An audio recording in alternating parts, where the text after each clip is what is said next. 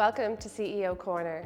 My name is Sarah McGrath, Director at 360 Search Recruitment Services across Ireland and the UK. And today on CEO Corner, we welcome Enda McNulty, All-Ireland winning footballer, CEO and entrepreneur. Enda has worked with hundreds of professional, high-profile athletes from swimming, golf, tennis, soccer and rugby, with our very own Brian O'Driscoll saying he owes a lot to Enda. Enda has worked with over 150 companies ranging from startup to global. Today we have something different to bring to you on CEO Corner. It's not our usual CEO interview, but a masterclass, a condensed session on how to achieve more. We will tap into Enda's experience and knowledge and learn what it's like to work with one of Ireland's most leading performance coaches. Enda's mission is to run a game-changing company that transforms human potential globally, and we are thrilled that Enda is sharing his expertise on CEO Corner. Welcome to CEO Corner, Enda. Thank you for joining us. Thanks for having me. What a pleasure, Sarah. So I'd love to start just by learning a little bit about you and your background and what it is that you do now, and I guess so as well some achievements that you've had along the way. Probably like yourself, Sarah, I'm very lucky, very fortunate. I believe strongly in that we're the product of the people we surround ourselves with our whole lives, whether it's as a CEO, as a mommy, as a daddy, or whether it's somebody in any walk of life. My early days, I have to give all thanks, of course, and all recognition to my mum, my dad, my brothers and sisters, my uncles and aunts, and the community I was brought up in. I was brought up in a little tiny community called the Slay on the foothills of Slade, the old mythical mountain that famously Cuchulainn played on and Satana played on as a little boy. And in that mountain, when I was brought up, one of my uncles was a farmer. Another one of my uncles created a little manufacturing business that was a cottage-sized business that now is manufacturing and exporting sweets all around the world. Sweets as a child. Sweets as a child. Willy Wonka's. Manufacturing sweets as a child, wow. Exactly. So it was like Willy Wonka's chocolate factory. Yeah. So in my early days, with incredible memories of early in the morning getting up and being on the farm and milking the cows, going to school, maybe going to football afterwards, playing Gaelic football, then maybe at the weekends or on your Easter or summer holidays working in the sweet factory. And what I didn't know was I was getting an unbelievable entrepreneurial underpinning. Maybe on a Wednesday in the sale yard, you'd go to the cattle sale yard and there was deals being done in the pub afterwards to sell that cow or that bull. No clue whatsoever. What I was learning was the sophistication of doing a deal. When I was working in the manufacturing business, the sweet manufacturing business, Sarah, as you know, in terms of your client portfolio, what I was learning was logistics, packaging, getting the right product fit, getting your pricing right, get your marketing right, your sales mechanism. And I didn't know it as a little boy at 14 years of age, working with my cousins and sisters and brothers in that sweet company called Crilly Sweets. I had no clue what I was learning, but I was really learning about an entrepreneur, my Uncle Peter, who's still alive and well and thriving. But I didn't know that he never worked in the business for probably the last 30, 40 years. He always worked on the business. And as you know, when you're advising CEOs, you try to advise them very strongly, spend much more time working on the business than in the business. I don't think he spent any time in the last 35 years working in the business. So early days, that was very much shaping my character. I believe a lot more in character skills before we get into business skills. And of course, then I was playing Gaelic football. Of course, then, like yourself, I was starting to get interested in psychology. And along the way, we were right in the middle of the Troubles. My mum and dad were very strongly involved with the peace process in the North. One of the family friends, a gentleman by the name of Seamus Mallon, he was John Hume's right-hand man. So negotiation at the kitchen table, and our kitchen table in Armagh was around how are we going to negotiate peace? Right. Not how we're going to negotiate a $1 million contract, not how we're going to negotiate getting into the UK like you spoke about earlier on in your own business, but how are we literally going to get the IRA sitting down with the UVF, with the LVF, with the UDA, with Margaret Thatcher, with the Irish government, the US government, and of course get Brussels tied into all of the above. So as a little boy, that was the conversations I started to become aware of. My mum maybe at the kitchen table, and maybe Seamus Mallon at the kitchen table, my father talking about what has to be done next. So very emotional when you even think back to those days in the context of the 25-year anniversary just in the middle of this year.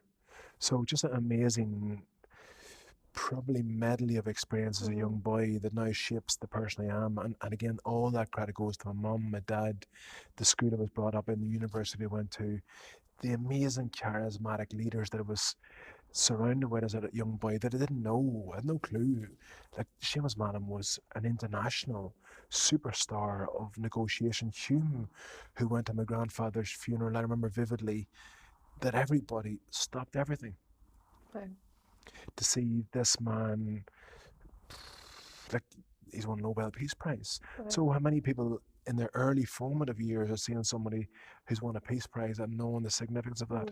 Got the exposure very young to something that a lot of children are so sheltered from. You know, it thankfully had a positive effect on you. And just when you're talking there, reminds me of when I was a child.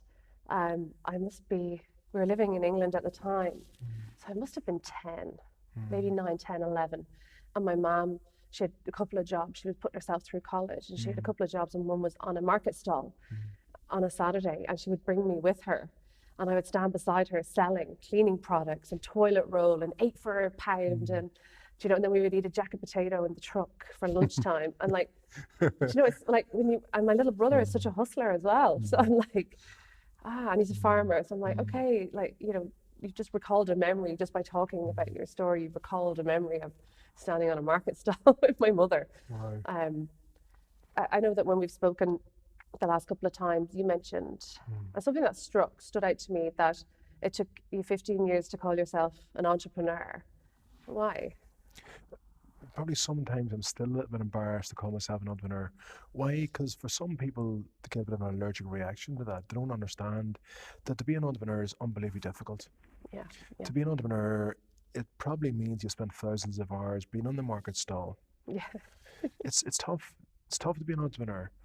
It probably took me 15 years to realize that I'm okay with saying it now. And that I can remember vividly the time that happened. I was asked to be a professor in high performance by an international business school in Madrid.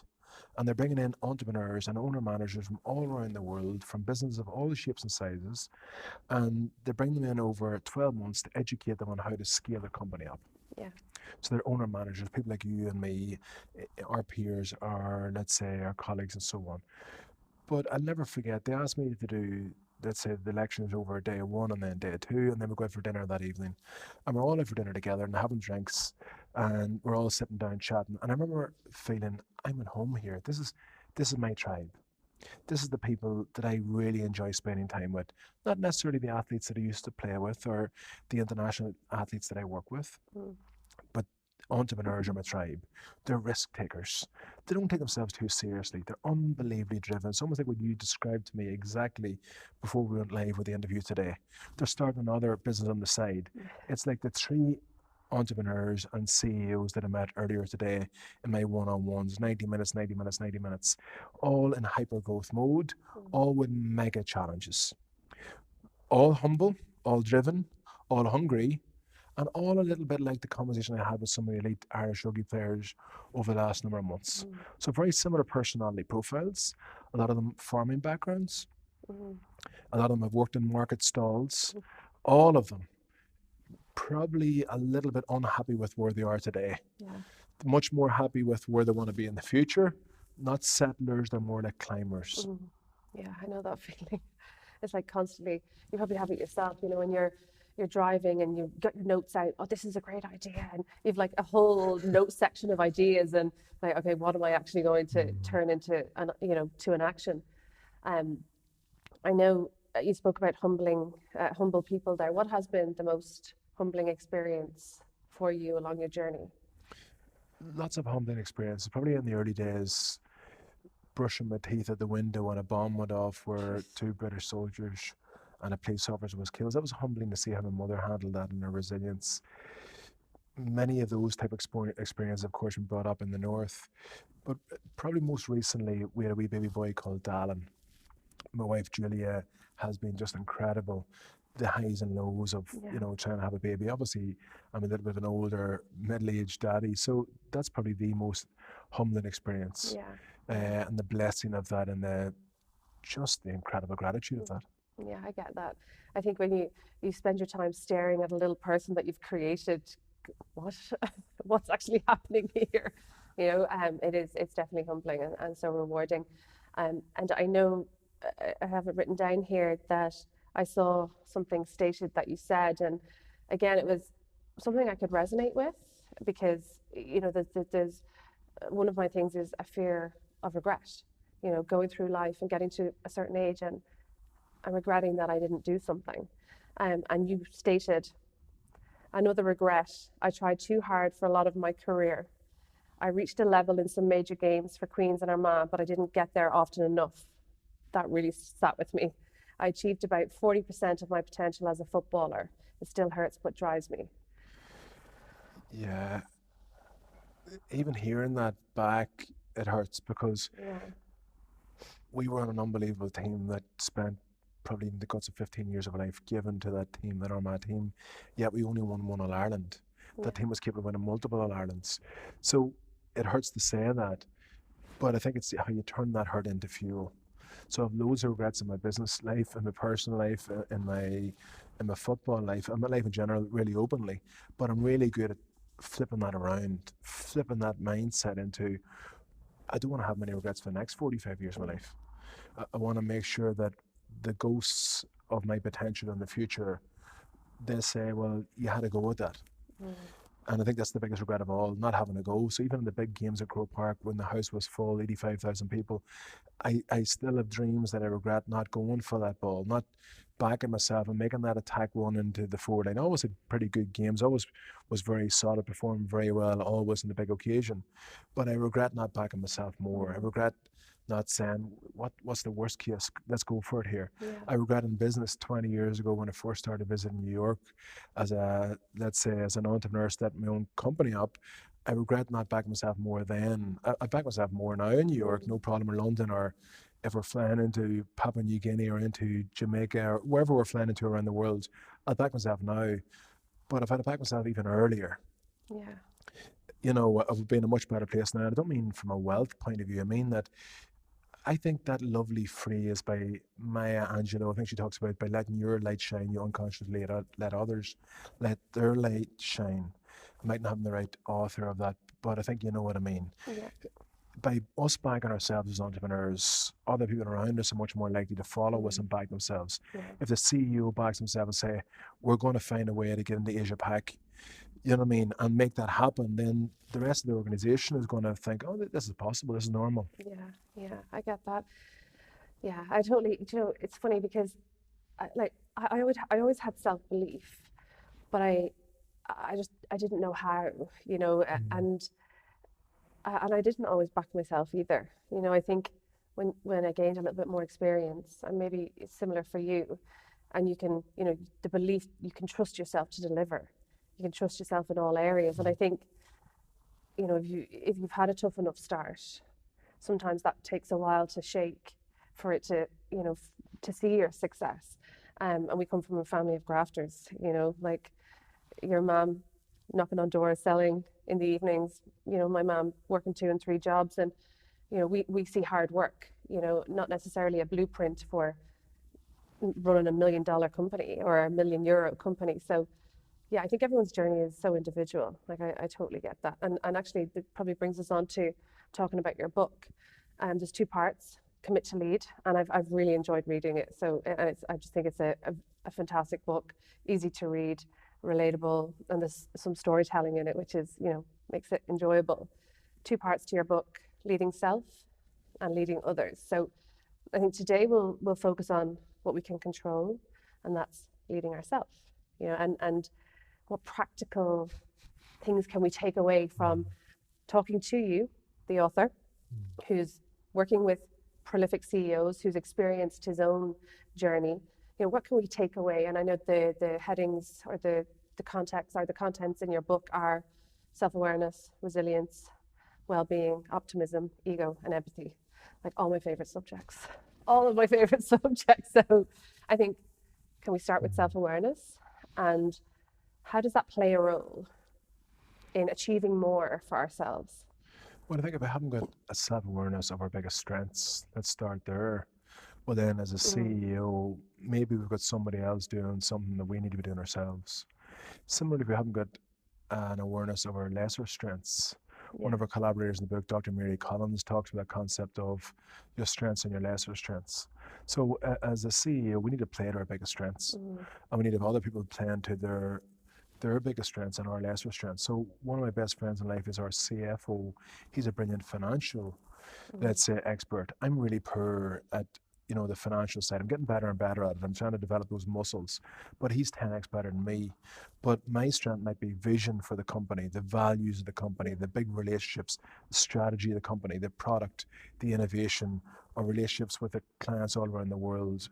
Maybe I'm a bit better at leading teams, coaching people, inspiring people. But if I try to become an expert now at, let's say, being a financial guru, I'm going to fail at that. Maybe take me 10 years, as you know, Sarah. So I think self-awareness is fundamental to thriving as being a CEO. And we're shocked sometimes when we sit down to coach CEOs and you ask them, okay, before we get into any coaching here, can you clarify for me, what are your signature strengths? The vast majority of them don't know them, less than 10%. And the other thing is, if they know their lesser strengths, they don't play to them enough.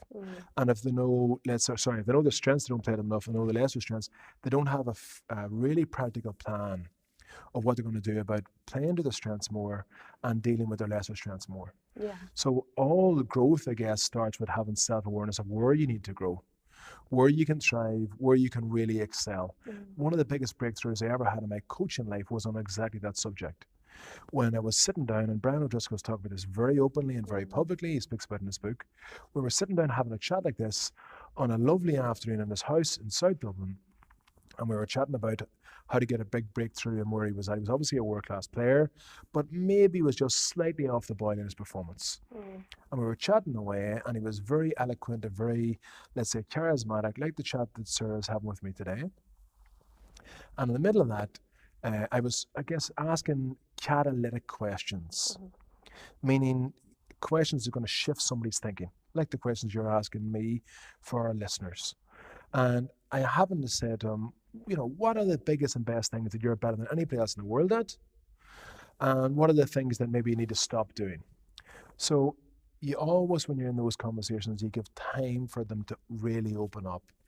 And I think it gives maybe 33% more time than most people would give in most conversations. That's the magic number. So you wait, and you wait, and you wait. And in the middle of all that, Brian completely opened up about what he knew was his biggest strengths and what he knew he needed to stop doing. And for me, it's like CEOs. There's things CEOs need to stop doing that we meddle in, we get stuck into, and we're really average at it. And there's things that we can really shine at and thrive at. That's where our organization needs us to play and to shine. It's funny, like you mentioned that some CEOs don't know what their strengths are. Like, is it a modesty thing? Is it an Irish thing? Is it a kind of head in the, kind of just work and get it done? Like, where does that lack of understanding, what is that? I'd say it's a number of factors. I think a good mentor, one of the key things they need to do is get you grounded into what your strengths are. I think a good coach, if a good coach isn't talking to you about your strengths, I'd argue, what are they talking to you about? I've never had a coaching relationship in my life ever that we don't talk about strengths first. Because it's very easy to go into lesser strengths, and you talked about belief earlier on, Sarah. So if I'm sitting down in a coaching relationship with a CEO, okay, some of those are year-long, some of those are 25-year-long relationships we have with some of the CEOs. So if that's the case, let's say we haven't really stirred into the fact that they've got really big lesser strengths and they haven't confronted that. Well, then what else are we going to be talking about? So it's imperative to really shine and thrive in life. We know all the research from psychology, as you know, is if you're playing to your strengths, you're much more likely to thrive. If you're playing to your weaknesses, you're going to struggle. No, I agree. I think it took me a few years, but I accepted what my strengths or weaknesses are, trying to force some strengths that I thought were the best kind of strengths, but I've accepted so what are they? So if it's okay to ask, what would you say your biggest strengths are? I'm actually I'm good with my team. I'm good at kind of inducing thought in them. You know, I enjoy getting to know them, and I enjoy trying to figure out what it is that they want to do. You know, and I thought that I wanted to be maybe bigger picture. You know, I don't want to manage people, or I don't want to do X, Y, and Z. I want to be, you know, out running a company, or, you know, just I hadn't accepted that that was such an enjoyable part for me. I think I'm an effective communicator. You know, I'm not afraid to get stuck in. You know, that's what I've learned. You know, and there for me, strengths that I'm comfortable with. I thought I wanted to be a visionary and, you know, prolific and this and, you know, the face, but I'm very comfortable not being that as well. You know. Wow. So I think it's a very empowering conversation about strengths. So you asked me earlier, why are people not good enough and aware enough of their strengths versus their lesser strengths? Multifactorial. One is, again, the coaching conversation or the mentoring conversation. Another one is maybe they're running so fast they don't get the time to step back and think about, like the entrepreneur and CEO I met earlier on. He's built a multi-million euro business from about 10 years. But he's just ran so fast that he hasn't thought about what's the secret sauce here. Yeah. So it's really important to think about your secret sauce and, of course, your business's secret sauce. Yeah. Our secret sauce is our team. Like literally our team. And they're so important. Another point in your book is optimism. Again, you know, I think there's so many people out there that have taken the personality tests, and you're yellow, and that's the one I'm most familiar with. You're yellow and you're red and you're blue and you're green. And you say that optimism is a superpower in your book. And as I was reading, I was happy to see that you mentioned grounded optimism, because I've experienced myself where optimism can be slightly naive, or, you know, maybe from lack of experience, but also can end up getting you through something, because if you know the reality of that, you might hesitate going into a situation. Where does that play a role in achieving more? I think as a CEO, if you're a pessimist, nobody's going to follow you. It's true. And if they follow you for the short term, they're certainly not going to follow you for the long term. Yeah. I think in any leadership role in life, not just CEOs, in the tiny towns, community group in Blackrock, County Louth, in a lady that's setting up her own small beauty salon in Dublin, in a lady that I coach is the global CEO of Gold and make an impact on 180 million people's lives. She has to be optimistic, but yet in the last 6 months, she's faced into the most incredible adversity. Yeah. 30 of her team were lost their lives in Turkey and Syria. So for me, we actually brought her on stage for the launch of Commit2Lead, the book launch in Dublin here in the Mansion House. And we brought the most amazing CEO, Siobhan Walsh, on stage a week after she lost more than 30 of her team in that amazingly difficult scenario. She was optimistic, but my God, she was grounded in reality. Yeah. So I think she couldn't have went on stage and as an example, you know, I'm unbelievably optimistic about the impact that gold can have in people's lives all around the world. And somebody said, but hold on, the reality is you've just had the most significant adversity that you possibly in any organization could have. So it's optimistic, yes, and your eyes are way up above the clouds in terms of, you know, the opportunities, but your feet have to be absolutely stuck like an old set of football boots with the studs stuck into the pitch. Yeah. They have to be grounded in the financials, grounded in what's the reality for your people, grounded in what's going on for all your stakeholders, what's going on in your clients, your customers, your consumers' lives, and of course grounded in the work ethic it's going to take to create a great organization. Yeah, I think even for people who are climbing the career ladder, you know, I think that's particularly the optimism part of your personality needs to be there. You know, you have to have optimism that you're going to become what it is that you set out to be. But I would say, to be honest with you, sir, I would say, why would you climb the career ladder? I've met so many disaster scenarios of people that have climbed the career ladder. I'd say get off the career ladder. Think about your life ladder. What do you want to do in your life? Not what do you want to do in your career. I don't believe in a career ladder. People are asking me to coach them all the time and say, Ramak, they come in and their company pays us a lot of money to coach them to climb the career ladder. And we say, hold on a second, put the ladder to hell away. Can we have a real conversation? What do you want out of your life? And they'll say, no, but I'm here to talk about my career. And we'd say, yeah, great. Before we talk about your career, well, I want to become the MD of the business in Thailand, one of our clients is a CEO of a business right across Thailand. His name is Mike Clancy, very openly and very transparently. He runs the JLL business in Thailand, real estate business, 2,500 people across Thailand.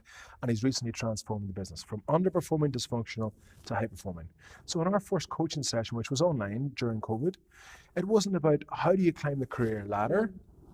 What do you want out of your life? Yeah. What do you know for sure that you want to be happy with at the end? Let's start with the end in mind. What allows you to thrive? What do you want for your family? What do you want for your fitness? What do you want for your well-being? And then the last 20% of the chat is, okay, now let's talk about work. Let's talk about the company. Let's talk about the ladder, so to speak. So I vehemently disagree with climbing the career ladder. Yeah. Do you know, that's actually a refreshing perspective. It makes sense. You know, I think it's definitely something I'll take away, you know, and probably be afraid to use that term again. Like, so do you want to climb that? No, sorry, take it back. Yeah. No, And I mean that in a polite way. I respect, you know, and actually agree with what you say. It's not, you know, that all the other areas of your life feed into how you perform, you know. There you go. Because you know the old story about that, don't you? You know the Stephen Covey story he uses on that analogy. The people are climbing the ladder, the career ladder, they're climbing year after year, 10 years, 20 years. Because let's be honest, it takes 20 years to build a good career ladder. Yeah. And they climb up that ladder, they get to the top and they go, the ladder's against the wrong wall. Oh, God. It's in the wrong building. They want to be over there close to their kids. They want to make a difference in society. They want to be thinking about what we all need to think about is what about the environmental impact? What about the purpose motive, not just the profit motive? Yeah. What about the dream they always had as a little girl or as a little boy? What about that dream? So I think we need to be very connected to that. And I very much respect, of course, people that are climbing that ladder. But let's make sure we inspire them to put the ladder against the right wall. I guess that's what I'm saying. Yeah, it makes sense, definitely. So you mentioned resilience. And in your book, there's a lady that you refer to, and that is Katrina Steady. Yeah. And she's a resilience coach with the US military. And have you worked with Katrina? You know, it's like, tell me what that experience is like and kind of your perception on resilience. About 10 years ago, Intel Ireland asked us to run a program on resilience and energy management. There are thousands of employees out there. They're producing world-class manufacturing outputs for more than 30 years. So they try to look after the resilience of the employees. So they give us the opportunity, which is a major opportunity for us at that time, to train all of their employees on resilience, energy management, and what we call peak performance. There's a gentleman out there called David Lambert that now leads that organization. So what we had to do was they said, go and get the best information in the world. The cutting edge, the most scientific, the best psychologists, the best resilience experts, build a program around it, bring it back in here and roll that program out over the next couple of years. That's exactly what we did. Huge. Eamon Sennett was the CEO. He's a very good friend of mine, and that's the mission they give us. So of course I started to get on planes, trains and automobiles to go out and meet these people, working in elite sport, working in disaster zones, and maybe in South Africa in the townships, people working in the townships to help the young kids be more resilient in life. So I went around meeting lots and lots of people. And eventually somebody told me that the #1 resilience program in the world by budget was run by the US military. And it was based on the best psychologists in the world, the best well-being experts in the world, and the best resilience experts in the world. So of course I reached out to them and asked them could I go and fly in and meet them, and I did fly into America, and I tried to get into some of the West Point classrooms on resilience and so on. So you can imagine the security levels I was trying to get through. Now, as an entrepreneur, as you know, you're trying to figure a way to get in there. So I tried and tried relentlessly. At the end of the day, it was a tweet that I sent to Katrina Steady, a message by Twitter, and I said, listen, my name's Enda McNulty. We're running a program in Dublin, Ireland. Intel in North America and Ireland are asking us to train their people on resilience. Is there any way we can sit down and have a chat? And she was absolutely brilliant. We had a phone call maybe a week later, and last year we trained 1,000 people in Intel in Ireland on resilience. So resilience meaning your ability to bounce back. Resilience meaning your ability to bounce back from adversity and maintain optimal functioning. So I think about my mother again in South America and my father when they were facing real adversity, and there was bomb attacks and there was shootings every day, yet they remained unbelievably resilient as a couple, as a mom, as a dad, to raise their children. I think about that lady Siobhan Walsh, the Gold CEO. She and her organization have remained unbelievably resilient despite a very, very difficult year. Yeah, do you know, there's a lady, Joni Hughes, she was interviewed on CEO Corner, and she's an example of that. She interviewed for her CEO role 3 weeks after finishing chemotherapy. You know, and her whole story is just that of resilience. But sometimes I think, and what I've learned and experienced, and you probably have experienced this too, that sometimes in your personal life, when you have trauma or you have tough start or tough circumstance, that actually filters through and you become so much more resilient in your career, and so much more, I guess, the small things don't necessarily knock you the way somebody else who hasn't experienced those things. When you discuss well-being in your book, and you talk about for unlocking energy, unlocking energy for great habits, definitely a subject that I'm very interested in and close to my heart. I guess my whole life I've struggled with body image and struggled with weight, and all connected to food. And I find well-being, such a broad topic. And I think when you're trying to create habits for energy, it's kind of there's a complicated, delicate process there, because you might not look after yourself and therefore your energy is on the floor, or you might naturally have energy but have really bad habits. I think that they're so intertwined. What was the fundamental, I guess, message in your training and your book for well-being? Great question. Probably 6 years ago, went to Costa Rica on a retreat with one of our companies. We were asked by a global businessman to bring all their CEOs from all around the world into a 6-star resort for a full rejuvenation retreat. Imagine, Wow. Ideally we'd do this interview in that amazing Costa Rica 6-star resort. Sounds fab. Incredible. Okay, now that's literally, you can't do it every week or every month for obvious reasons, the cost of that. So I vividly remember then, I said to them at the end of that, can you ask a local translator to take me around the local towns and markets and schools and churches and communities way into the outback, because I really want to understand what is it about pure well-being that I am missing in Ireland, or missing in the Western world in general. So I'll never forget what happened. They said to me, we're going to bring you to a lady who's 102. Wow. We're then going to bring you to the local food market. Then we're going to bring you to the church, where we, by total chance, met an Irish priest who was about 85 years of age in the little tiny wee church. But the warmth and the grace in that church is probably more than any church I've ever experienced in my life. The sense of real connection, real community feeling. So if I think about well-being, I'll walk our listeners into that house in Costa Rica, that lady at 103 years of age. No fridge freezer. Okay. A little pantry like our grandmothers and grandfathers would have. The goat out behind the house where she got her milk from. Her grandkids playing around literally across the road and playing in amongst the cows and the horses and the pigs. Her daughter standing there, beautiful young lady that to me looked like 30 years of age, but actually was something like 59 years of age. From a well-being point of view, you're asking, of course, what does she do? Does she go to the gym? There's no gym.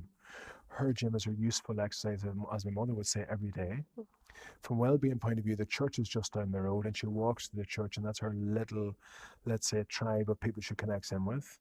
You can see that her daughter is just in love with life. You can see the grandkids are just playing and so playful. You can see they've just about enough money to get by. They're not very rich, clearly, but they also have enough money for their food and for their, let's say, to live a healthy life. Yeah. And the last thing I'd say about well-being, then the neighbours are coming up the road, and you can see the warmth of the connection with the neighbours. Now, of course, that's underpinned by the science of the blue zones.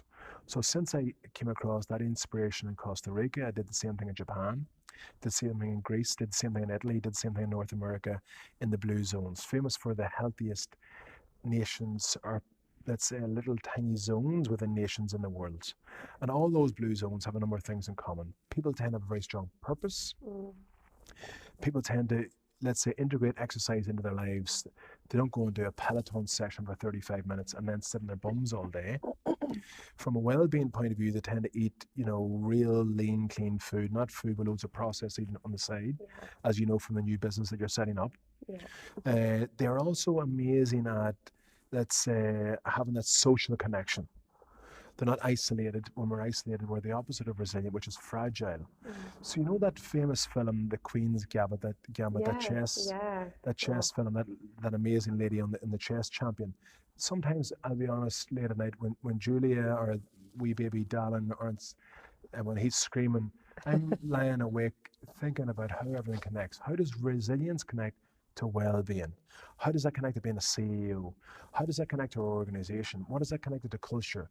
How do we hire people into our organization on an EVP, an employee value proposition, that then now will require well-being? How do we coach people to understand these skills to cascade it throughout our organization?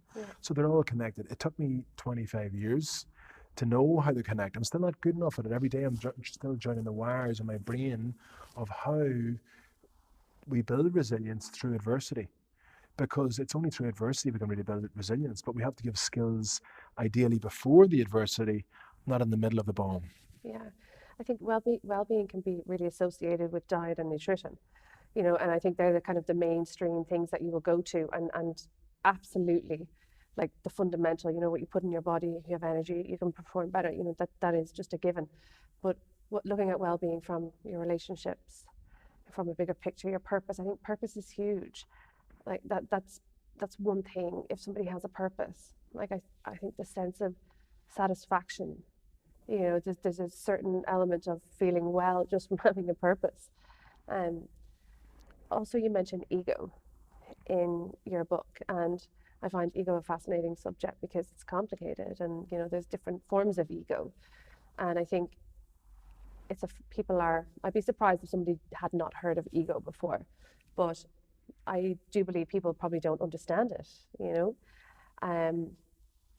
Talk to me about ego and kind of what you mean, and how managing ego or understanding ego can help you achieve more. I guess I'm still trying to tame my ego. And I think for CEOs, if we're really going to be the best CEOs we can be, we have to tame our ego. So not focused all the time on your, let's say, estimation of yourself. Not always spending time reflecting on, about you. Not always spending time thinking about your mirror image. So I think the best leaders are the ones that they've got an ego, but they've got it tamed. They're thinking more about the team and the organization than they are about themselves and their own ego, their own image, their own, let's say, estimation of themselves, their own sense of self. So I think the best leader in the thought about how to manage the ego was probably Eckhart Tolle. So I met him in Dublin maybe 20 years ago. Had a most incredible experience. One of my friends got me tickets to be at this particular The Power of Now conference or convention. I love that. I've read that. It's fun. It's incredible.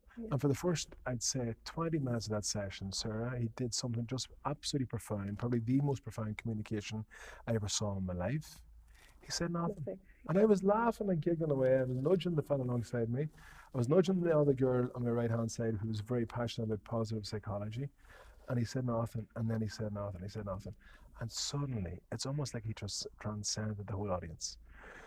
Because what would the average speaker do? The average entrepreneur, the average coach would go on stage and say, this is what I have done. This is who I am. This is everything. I know we couldn't say Donald Trump hasn't got a big ego, he's just narcissistic. So it's not an ego issue, he's hugely narcissistic. So I think as a CEO or as a member of society, a thriving society, we have to really tame our ego. Not be too serious about ourselves.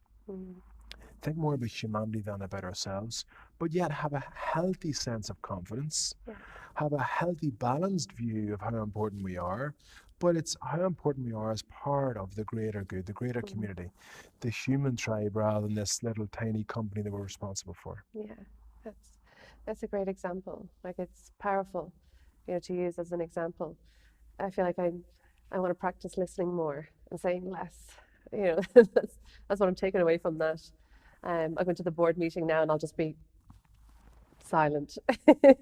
Say nothing. Yeah. There is board meetings, I think, is wise. That the first board meetings I went to in Miami, I literally did just sit there because Yeah. I didn't earn my trade enough to offer and add any value. But I remember later on at the end of the board meetings, maybe 2.5 days of board meetings, then the CEO would come to me and say, "What did you think?" And I noticed they actually respected me more for saying nothing Yeah. than if I was an empty vessel with a big ego making lots of noise. Yeah, I get it. And our last point, Enda, before we wrap up, empathy. So I think it's such I guess, a vast topic. And when you talk about emotional intelligence in your book, and you nearly favor emotional intelligence over, testing, intelligence that you can test on a scale. I guess give us an example of emotional intelligence and how you see it really be so powerful and how we can harness it if maybe we don't possess it as strongly as we wish. I'll probably give you 2 or 3 examples. Like I remember being in Ireland camp on the morning of a Six Nations Grand Slam decider and walking into the breakfast room and just seeing one of the players, there was something, just my gut, my heart and my head told me something just not quite right. So in that moment, you observe it. Obviously, there's people around, you just pay no attention, but you wait till you get the person maybe one-on-one the corridor and say, "Is everything okay?" "No, it's actually not. I'm really struggling with anxiety today. Yeah. I'm badly struggling. Is there any way you can help me?" "No problem. Come on. Let's get a little room. Let's get into the room. Let's do a little bit of mindfulness-based stress reduction. Let's do a little bit of visualization. Let's get you focused on what your job role is today." And by the end of that 30 minutes, that person is ready to rock and roll and ends up being one of the best players in the pitch in a Grand Slam decider. So I think that's an example of, let's say, empathy in the moment. Really using your 5 senses, your hearing, your seeing, your smelling, your touching, your feeling. You're literally tasting what's going on in that person's life. I use the phrase, "What's the stone in their shoe that you're picking up on?" Yeah.